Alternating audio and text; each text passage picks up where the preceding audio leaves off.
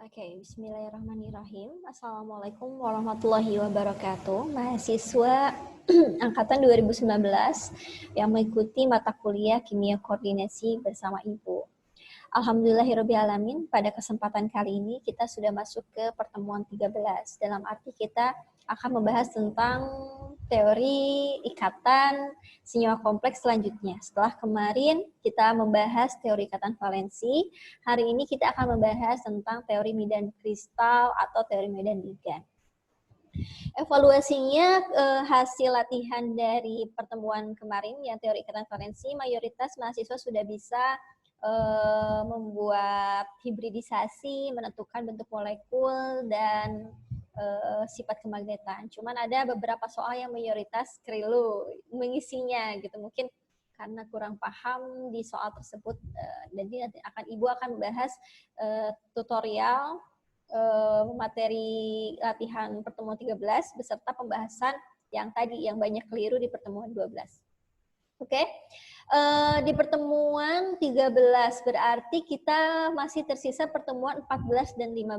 Setelah itu kita akan ujian akhir semester yang akan dilaksanakan di pekan 18 sampai 22 gitu ya. Jadi dipersiapkan materinya, materi setelah UTS tentunya, dan soal-soalnya tidak jauh dari soal latihan yang pernah Ibu jelaskan. Gitu ya. Jadi hari ini kita pertemuan 13, pertemuan 14-nya nanti akan membahas teori orbital molekul, pertemuan 15-nya nanti akan membahas tentang manfaat senyawa kompleks di dalam kehidupan. Aplikasinya seperti apa nanti kita lihat. Dan yang terakhir di pertemuan 16 kita akan melaksanakan ujian akhir semester gitu ya. Mudah-mudahan tetap semangat gitu ya, dan mudah-mudahan bisa menjalankan ujian akhir semester dengan baik. Mudah-mudahan pandemi COVID ini juga cepat berakhir supaya kita bisa lebih cepat untuk bisa bertemu tatap muka di semester selanjutnya. Oke, Ibu akan coba membahas PPT yang sudah Ibu share di e-learning ya.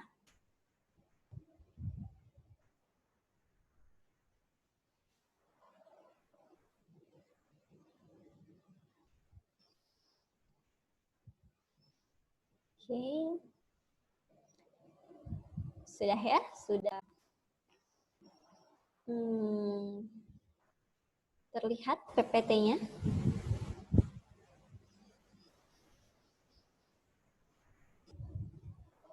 Oke.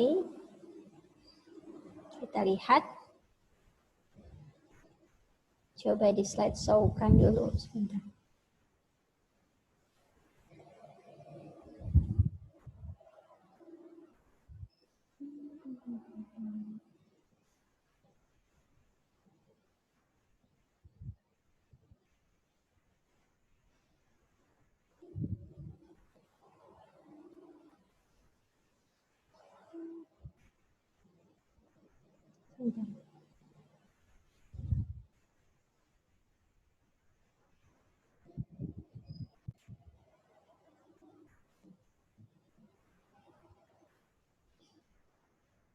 Oke. Bismillahirrahmanirrahim. Hari ini kita akan membahas tentang teori medan kristal. Jadi kalau misalnya kemarin sudah teori ikatan valensi gitu ya, yang membahas tentang ikatan kovalen antara ligan dan atom pusat. Di sini kita akan membahas dari segi ikatan ionik atau elektrostatik. Teori medan kristal ini dapat kalian pelajari di buku Profesor Effendi halaman berapa ya? 131 ya. Jadi buku ini tuh jangan sampai dianggurkan gitu, tapi dibaca oleh kalian semua. Jadi kalau misalnya di penjelasan Ibu tidak lengkap, kalian bisa membaca di berbagai referensi. Salah satunya di buku yang Ibu minta gitu ya. Udah capek-capek beli kan, kalau misalnya nggak dibaca sayang juga. Oke. Teori medan kristal atau crystal foil theory bisa disebut dengan teori CFT. Nah, kita akan membahas teori medan kristalnya seperti apa, terus kita akan bahas kompleks oktahedral dan kompleks tetrahedral. Sebenarnya banyak, ada kompleks bujur sangkar, kompleks linier, dan sebagainya. Cuma Ibu batasi dulu untuk semester 2 ini ke kompleks oktahedral dan tetrahedral. Dan ujian akhir semesternya juga akan membahas di ruang lingkup ini saja. Oke. Yang pertama itu tentang teori medan kristal ini. Pertama kali itu dikenalkan oleh Hans Bethe gitu ya, tahun 1929. Jadi katanya itu ada interaksi elektrostatik antara atom pusat dan ligan. Jadi sebelumnya itu kan menyempurnakan dari teori ikatan valensi. Nah, terus dilengkapi lagi di tahun 1935 oleh J.H. van Vleck. Katanya kovalensi pada interaksi dan menghasilkan teori medan ligan. Itu seperti apa? Nanti ada terjadi splitting, gitu ya, terjadi tingkatan energi dan sebagainya. Baru diaplikasikan ke senyawa kompleks logam transisi itu pada tahun 1950. Si CFT atau Crystal Field Theory merupakan teori yang murni menyatakan bahwa satu-satunya interaksi antara atom pusat dengan ligan adalah elektrostatik. Elektrostatik ini berarti dalam arti dia punya ikatan ion. Nah, atom pusatnya siapa? Atom pusatnya yaitu jelas ya si logam dari baik logam transisi atau logam lainnya yang memiliki muatan positif. Sedangkan bermuatan negatifnya siapa? Partikel yang bermuatan negatifnya itu dianggap ligannya itu. Gitu. Nanti prosesnya seperti apa kita lihat. Teori ini merupakan awal yang baik bagi perkembangan teori koordinasi. Jadi lumayan sedikit maju gitu ya dibanding teori-teori sebelumnya. Fungsinya untuk apa? Teori medan kristal digunakan untuk menjelaskan warna dan sifat magnetik garam-garam logam transisi terhidrat. Seperti kita ketahui ya bahwa sebenarnya senyawa kompleks itu kan banyak yang bermacam-macam warnanya. Kenapa bisa seperti itu? Itu pasti karena ada posisi elektron di dalam orbital-orbitalnya dan akan dijelaskan oleh si teori ini. Next. Asumsi apa saja yang ada di teori medan kristal? Yang pertama itu ada ligan-ligan yang diperlukan sebagai titik bermuatan. Jelas harus ada ligan yang masuknya dulu, gitu kan? Yang kedua adalah ada interaksi antara ion logam dengan ligan-ligan yang dianggap sebagai interaksi elektrostatik atau ionik. Jadi di sini harus ada interaksi antara ion logam sama ligamnya. Apakah interaksinya itu elektrostatik, kovalen, dan sebagainya. Nah, kalau misalnya di teori medan kristal itu membahas tentang si ioniknya. Terus yang ketiga, katanya tidak terjadi interaksi antara orbital-orbital dari ion logam dengan orbital-orbital dari ligan. Nah, di sini yang dibahasnya itu adalah orbital D. Ingat ya, di atom pusat itu memang dia menyediakan orbital D. Garam-garam logam transisi yang terhidrat atau atom pusat logam transisi yang memiliki orbital D. Ya kan? Kalau misalnya Na nggak bisa gitu ya dijelaskan kenapa, karena dia nggak punya orbital D. Kalau misalnya Fe kan maksudnya ke transisi gitu ya, dia punya orbital D. Flashback gitu ya, kalau misalnya orbital D itu ada apa aja? Orbital D itu kan dia punya 5 kamar atau 5 suborbital kan. Kalau S kan 1, kalau P 3, kalau D 5 gitu kan, dan seterusnya. Ada apa saja? Ada DXY, DXZ, DYZ, DX2, Y2, dan DX2. Nah gitu ya. Jadi kalau misalnya dilihat dari gambarnya sih ion logam transisi dalam medan negatif dengan simetri World itu seperti ini. Oke, kita lihat di sini. Gimana sih Bu DX, DZ, dan sebagainya. Kita lihat di sini. Ada 2 bagian dari macam-macam orbital D gitu ya pada si logam transisi. Yang pertama itu yang tepat pada sumbunya.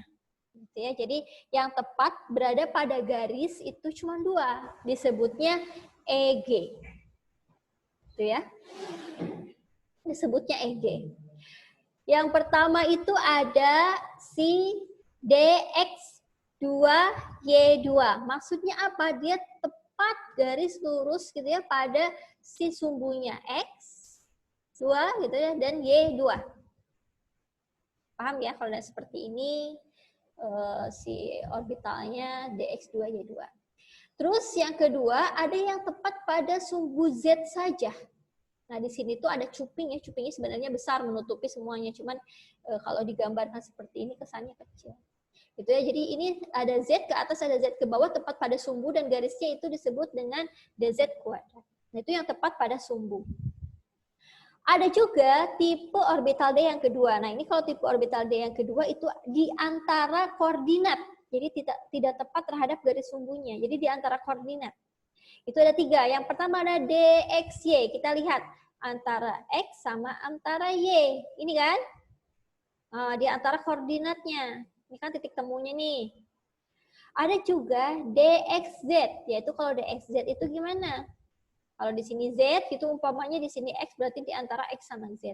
Ada juga di antara Z, Y atau YZ gitu kan. Ini sumbunya di antara Y sama Z. Jadi kalau misalnya ditanya orbital D itu memang ada 5, tapi dibagi menjadi 2 bagian posisinya. Ada yang tepat pada sumbu, yang ini, dan ada yang tidak tepat pada titik koordinat sumbunya, tapi di antara koordinatnya itu yang disebutnya T2G.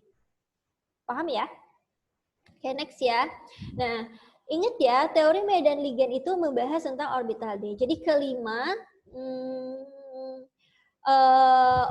orbital D ion bebas dalam keadaan gas berada pada kondisi terdegeneralisasi pada tingkatan energi yang sama. Jadi ya, orbital itu kan ada 5 ya. Misalnya ada dx, tadi dx kuadrat, y kuadrat, dz kuadrat, dxy, dxz, sama dyz di sini. Gitu ya. Nah, terus gimana kalau misalnya dia tidak dalam keadaan dasar? Atau bagaimana kalau ada ligan yang masuk? Kalau ada ligan yang masuk, kata jika ada medan simetri bermuatan negatif atau kita sebut ligan di sekitar ion logam, semua tingkat energi orbital meningkat, tetapi masih tetap sama terdegenerasi. Maksudnya apa? Energinya akan berbeda kalau misalnya ada ligan. Jadi dia ada splitting energinya. Splittingnya jauh atau tidak, jaraknya jauh atau tidak, seberapa besar energinya tergantung nanti ligannya yang masuk. Apakah ligan kuat atau ligan lemah. Kita bahas di selanjutnya. Oke. Di sini katanya kita akan bahas dulu tentang kompleks oktahedral. Oktahedral gitu ya. Interaksi antara 6 ligan. Jadi kalau oktahedral itu ciri khasnya masuknya 6 ligan terhadap ion pusat. Berikatannya mengikat 6 ligan yang sama dengan orbital D dari ion logam oktahedral. Bila 6 buah ligan datang dari arah sumbu-sumbu kartesian, tidak semua orbital mengalami pengaruh yang sama. Ya. dz kuadrat dan dx kuadrat y kuadrat yang tadi dalam satu sumbu itu mengalami tolakan dan berubah menjadi EG. Ini jadi ke atas, ya. Sedangkan dxy, dxz dan dyz relatif tidak berpengaruh dan berubah, akan tetap menjadi T2G di bawah sini. Jadi bagi 2 splitnya, 2 di atas, 3 di bawah. Gitu. 2-nya yang di atas yang mana? Yang tadi, yang ada pada sumbu. Kalau yang di bawah yang mana? Yang ada koordinat. Kenapa? Karena dia energinya nggak cukup buat naik ke atas. Gitu ya. Terus, nah di sini dapat kalian lihat, nih kan ada selisih tuh di antara splitting tersebut. Selisih energi itu disebut delta 0 atau 10 dQ. Perubahan dianggap merupakan proses 2 tahap. Pertama, naiknya energi semua orbital. Kedua, terjadi pemisahan atau splitting. Gitu. Jadi kalau misalnya jarak dari EG ke T2G itu disebut dengan delta 0 atau sama dengan 10 dq. 10 dq itu energinya dibagi-bagi. Yang ini ya, yang atas ke sini itu 6, yang dari tengah sini ke bawah itu 4. Jadi totalnya 10. Gitu. Itu sebenarnya untuk menghitung, nantilah kita nggak belajar sampai sana kalau di sini. Oke. Keterangan selanjutnya, misalnya di sini kita lihat ya gambar tingkatan orbital D. Orbital D yang degenerate pada ion bebas. Jadi asalnya kan seperti ini dalam keadaan dasarnya. Terus yang B itu kompleks hipotesis dengan orbital yang degenerat. Berarti kan tadi kalau misalnya ada gangguan dari ligan, ada ikatan dari ligan yang ingin masuk, dia split ke atas. Ya. Terus jadinya seperti apa? Yang C, splitting medan kristal dalam medan oktahedral. Gitu ya. Jadi splitnya nih lihat gitu. Kalau seandainya yang 3 yang masuk gitu ya, misalnya ada 3 orbital yang masuk, ya diisi dulu 1, 2, 3. Nah, 4-nya itu bisa terjadi 2 kemungkinan. Ada yang balik lagi ke DXY, gitu kan ya. Ada yang memang dia bisa naik ke atas, atau ke DX kuadrat, Y kuadrat. DX2, Y2. Tergantung tadi nanti dari kuat atau lemahnya si ligan tersebut. Ngerti ya sampai sini ya? Kalau misalnya ada yang ingin ditanyakan, silakan dicatat. Ditanyakannya di grup kalau bisa gitu ya. Kalau misalnya ibu nggak apa-apa sih nanyain ke personal chat gitu kan ya, atau ke PC, tapi masalahnya kadang mahasiswa A tuh nanya hal yang sama sama mahasiswa B sama mahasiswa C, jadi ibu harus ngulang-ngulang lagi penjelasan itu. Tapi kalau misalnya di grup kan kalian bisa share ke teman-teman kalian, dan mungkin teman-teman kalian juga memiliki pertanyaan yang sama. Oke? Nah, sekarang pengukuran harga 10 deki itu seperti apa gitu kan. Ini tuh Bu, dapat satunya tuh dari mana? Gitu. Sebenarnya satunya tuh dari elektron valensi si atom pusatnya gitu. Misalnya konfigurasi dari AR 3D1 4S0 gitu ya, misalnya TI 3+. Ini kan tempatin 3D1 berarti dituliskanlah di sini 1 dibagi, ada ke atas ada ke bawah, tapi kan isinya harus ke bawah dulu, ke energi yang rendah dulu, maka di sini tulis 1 kan. Kalau 3 gimana ya, tulis 1 2 3. Kalau misalnya 4 atau 5, tadi 2 kemungkinan, bisa ditulis 1 2 3 balik lagi ke 4 ke sini, atau 1 2 3 ke atas. Ini biar lebih jelasnya seperti ini ya. Terus sifat magnetik kompleks oktahedral seperti apa? Gitu ya. Apabila orbital D atom terisi 1, 2, 3 elektron, maka elektron-elektron akan menempati 3 orbital 2T2G dengan spin paralel. Seperti ini. 1, 2, 3. Ini jelas sendirian semua. Itu paramagnetik. Ya. Saya naik 1, 2, 3, 4 ke atas. Sendirian kan, semua tidak berpasangan, maka dia dapat menarik magnet. Sifatnya paramagnetik. Tapi apabila orbital D terisi 4 elektron, maka akan 2 kemungkinan menempati EG atau T2G. Jadi kalau misalnya nggak bisa naik, ya dia diam di bawah gitu kan, 1, 2, 3, 4 gitu, balik lagi ke sini. Kalau misalnya semakin banyak yang berpasangannya, maka akan bersifat diamagnetik. Seperti itu. Nah, terus apalagi di sini? Apabila harga 10 deki pairing energi menempati orbital EG, ini untuk kompleks dengan medan lemah. Jadi kalau misalnya medan lemah itu dia bisa spinning ke atas. Gitu. Jadi kalau misalnya medan lemah itu justru dia spinnya tinggi gitu. Jadi dia elektronnya bisa naik ke atas. Itu tandanya apa? 10 deki ini kecil energinya gitu. Jadi si spinnya itu kecil, jaraknya kecil, jadi bisa dia naik ke atas. Itu kalau misalnya medan lemah. Tapi kalau misalnya medan kuat, karena ini jaraknya besar, 10 dekinya itu energinya cukup besar gitu ya, maka ini nggak bisa naik ke atas. Jadi harus diisi dulu yang bawah, yang T2G ini. Contoh misalnya kayak ini. Kita kan punya elektron valensinya 4. 1, 2, 3, 4. Kalau medannya ini lemah, kita isi 1, 2, 3, naik 4 ke atas. Tapi kalau misalnya dia medannya kuat, di sini kan ada 4 nih elektron valensinya. Liganya bisa masuknya kemana gitu kan? Apakah di T2G atau EG gitu kan? Liganya nanti diisinya 1, 2, 3 balik lagi ke bawah. Karena kenapa? Karena tidak punya cukup energi untuk naik ke atas. Seperti itu. Nah, ligan-ligan apa saja sih yang bisa membuat si orbital ini tuh berbeda gitu ya? Tadi ada ligan lemah sama ligan kuat. Seperti yang Ibu sedikit jelaskan di teori ikatan valensi ya. Ini daerah spektrokimia ligannya, misalnya bahwa yang paling lemah itu imin, yang paling kuat itu CO. Jadi kalian bisa baca, kalau bisa itu ya hafal gitu ya.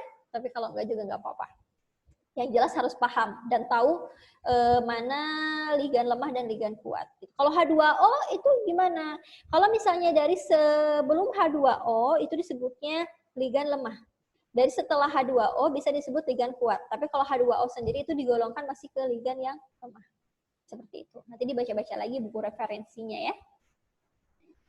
Nah ini konfigurasinya seperti apa Bu? Kalau misalnya saya mau menuliskan, misalnya ini untuk medan yang lemah. Ini kan ada 4 nih. Nih, kita lihat. D4 untuk medan yang lemah. Berarti T32G, E1G. Lihat di sini. Ada 3 T2G dan 1 EG. Gitu ya. Terus kalau misalnya yang kuat Bu gimana? Kita kan di sini ada 4 juga kan, cuman di sini bedanya kuat. Nah, semuanya di T2G, nggak ada yang ke EG, berarti nulisnya seperti apa? Di sini. T42DG, karena nggak ada yang naik ke atas. Oke, next. Nah, kita aplikasikan ke senyawa kompleksnya. Oke, di sini ada kobalt heksafluorat gitu ya. Jadi ada COF6 3- dengan CONH3 6 3+. Apa bedanya? Pertama-tama kalian harus lihat dulu jumlah dari elektron valensi yang tersedia di atom pusat. CO gitu ya. Kalau misalnya kita tulis di sini COF6 3-. Kalian lihat dulu di sini muatan CO-nya berapa, terus elektron valensinya dia menyediakan berapa. Contohnya misalnya COF6 3- ini ternyata dia punya 6 di orbital D-nya. Ya, nanti Bu jelaskan di tutorial ya, lebih jelasnya lagi. Si D-nya itu 6, sehingga dia harus menyediakan orbital juga sebanyak 6. Untuk si ligan siapa? Ligan F. Kalian identifikasi dulu, ligan F itu ligan yang lemah atau ligan yang kuat. F itu kan tadi ligan lemah ya. Kita lihat di sini. F itu ligan lemah. Nah, sebelah kiri H2O. Maka kalau misalnya ligan yang lemah, berarti kan energi splittingnya kecil. Atau misalnya, energi splitnya itu justru si jaraknya itu kecil, spinnya tinggi gitu kan, maka dia bisa naik ke atas. Isilah gitu kan, berapa di sini? Ada 1, 2, 3, 4, 5, 6 kan? Isi dulu. 1, 2, 3, gitu kan? 4, balik lagi ke sini kan? 4, 5, 6, baru ke atas. Jadi isi dulu kosong di sini, baru naik ke atas. Karena yang di atas cuma 2 orbital kan? Gitu. Jadi di sini D-nya 6. Sedangkan yang ini, kita lihat nih, CONH3 6 kali. Kobalt itu mengikat NH3 yang dia ligannya ligan kuat. Mana NH3? Oh ini. Ligan kuat kan? Maka tadi dia nggak bisa naik untuk ke atas. Jadi spinnya spin rendah. Gitu kan? Makanya dia balik lagi. 1, 2, 3, 4, 5, 6. Ya berkutat saja di sini. Gitu. Oke. Bisa ya menuliskan ini, menuliskan konfigurasi dari si teori medan ligan oktahedral. Nah ini sama FeH2 6 kali 3+, FeCN 6 kali 3+, kalian bisa baca di sini ya cara pengisiannya. Oke, masuk ke kompleks tetrahedral.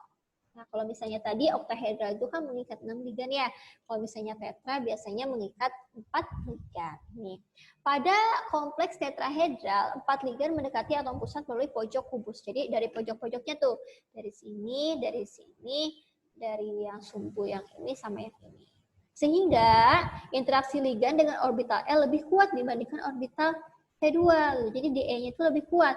Sehingga kebalik kalau di di oktahedral itu kan EG-nya yang di atas, T2G-nya yang di bawah. Tapi kalau di tetrahedral itu kebalik, jadi EG-nya yang di bawah, T2G-nya yang di atas. Jadi akibatnya terjadi splitting di mana kenaikan tingkat energi orbital EG itu lebih tinggi dibandingkan kenaikan tingkat energi orbital T2G.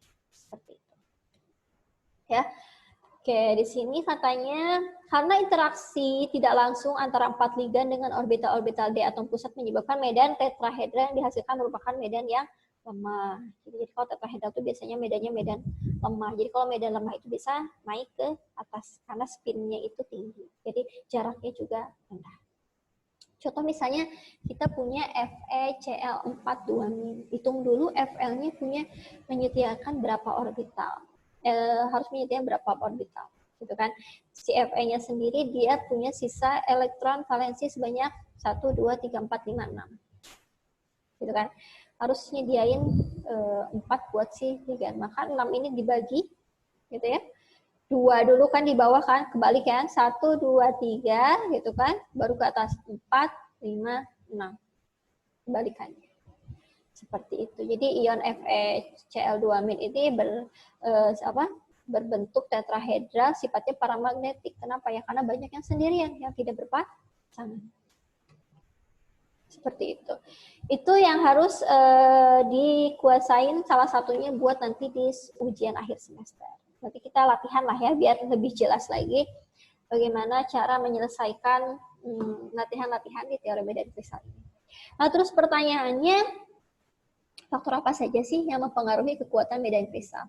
Yang pertama itu ada muatan atom pusat, yang kedua jumlah ligan dan geometri dari kompleks, yang ketiga ada jenis-jenis ligan, dan yang keempat jenis ion pusat. Kita bahas satu-satu.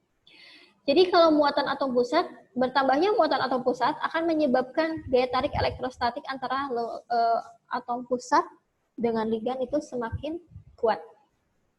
Ya.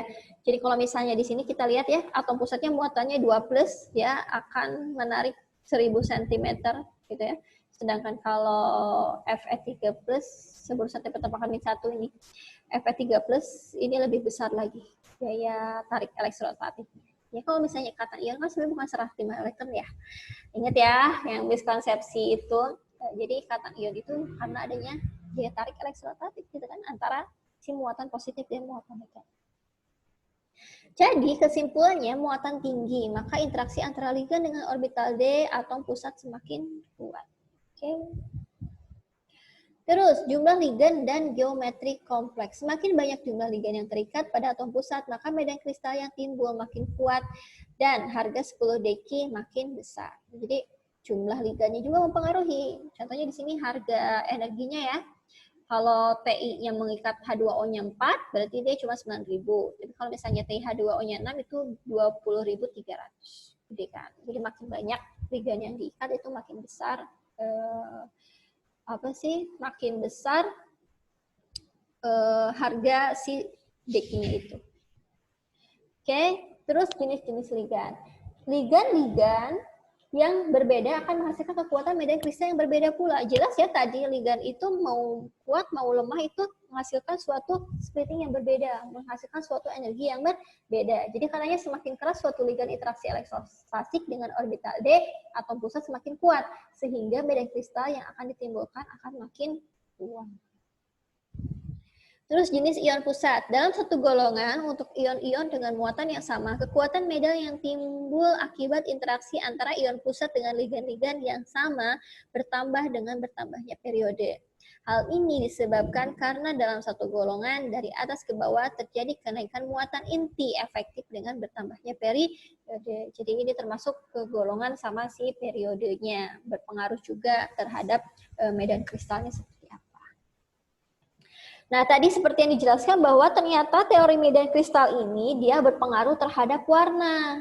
Gitu. Jadi katanya bila seberkas sinar putih yang sejajar didatangkan pada sebuah prisma, maka selain mengalami pembiasaan, berkas sinar diuraikan menjadi berbagai warna. Ada merah, jingga, kuning, hijau, ungu. Jadi tergantung dari orbital D yang terisi atau tidaknya tadi. Gitu ya, sehingga menghasilkan panjang gelombang yang berbeda-beda. Gitu. Ada yang warna violet, merah, orange, dan sebagainya. Gitu. Jadi dari sana timbulnya warna dari si senyawa kompleks tersebut. Gitu. Ya, katanya di sini apabila atom menyerap sinar dengan sinar frekuensi tertentu, elektron akan dapat mengalami transisi dari tingkat energi terendah ke energi tertinggi yang lebih tinggi. Jadi karena adanya eksitasi elektron, itu perpindahan elektron dari tingkat rendah ke tingkat tinggi, si atom-atom itu akan menyerap sinar. Nah, sinarnya itu yang akan mengeluarkan frekuensi tertentu sehingga menghasilkan warna yang berbeda-beda.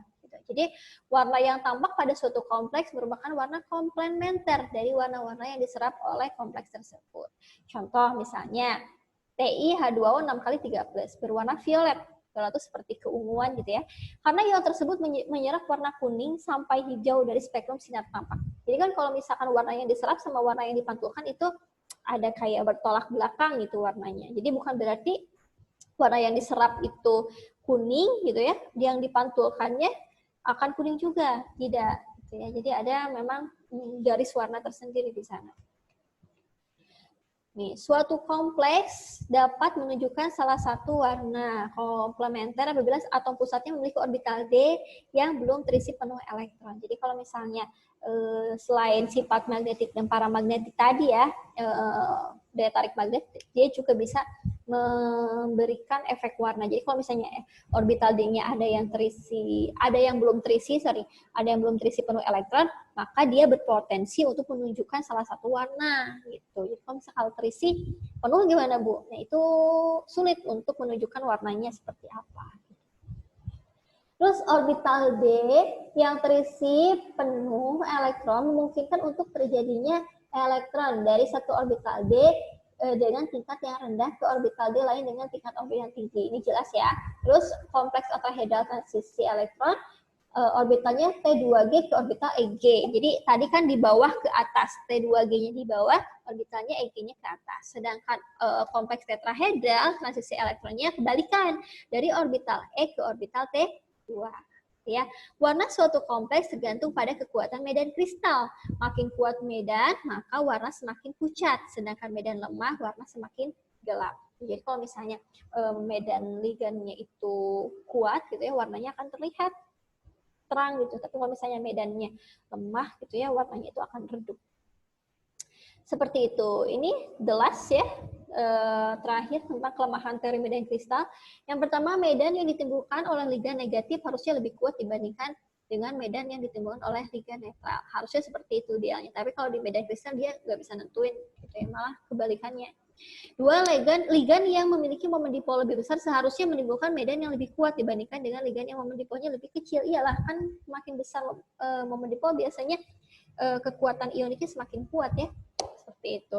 Terus yang ketiga, senyawa kompleks dengan atom pusat memiliki bilangan oksidasi 0 gitu ya, dan ligan netral seperti NOCO4 seharusnya tidak mungkin terbentuk karena tidak terjadi interaksi elektrostatis karena kan nggak ada muatannya gitu, nggak ada gaya tariknya. Tadi tidak terjadi interaksi elektrostatis antara atom pusat dengan ligan-ligan. Dalam kenyataannya senyawa tersebut dapat terbentuk dan bersifat stabil gitu. Jadi sebenarnya bisa-bisa aja gitu ya ligan netral itu gitu ya terbentuk dan bersifat stabil. Jadi teori medan kristal ini belum bisa menjelaskan sampai sana. Oke, di sini ada 5 latihan soal. Kalian seperti biasa dikerjakan. Nanti batas pengumpulannya itu hari Senin, Senin sore mungkin ya, Senin sore jam 3. Ibu akan membahas salah satu soal, yaitu nomor 1. Nah, kalian akan menjawab soal nomor 2, 3, 4, dan 5. Jadi, Ibu kasih tutorialnya seperti biasa di soal nomor 1. Nah, kalian coba dikerjakan di nomor 2, 3, 4, dan 5. Oke? Sampai sini dulu perjumpaan di pertemuan 13 ini. Apabila ada yang ingin ditanyakan, nanti bisa via WhatsApp group atau di e-learning kita gitu ya. Semoga kalian selalu tetap semangat, berusaha untuk belajar, untuk memahami gitu ya. Dan semoga puasanya lancar, tetap sehat selalu. Oke, wabillahi taufiq wal hidayah. Wassalamualaikum warahmatullahi wabarakatuh.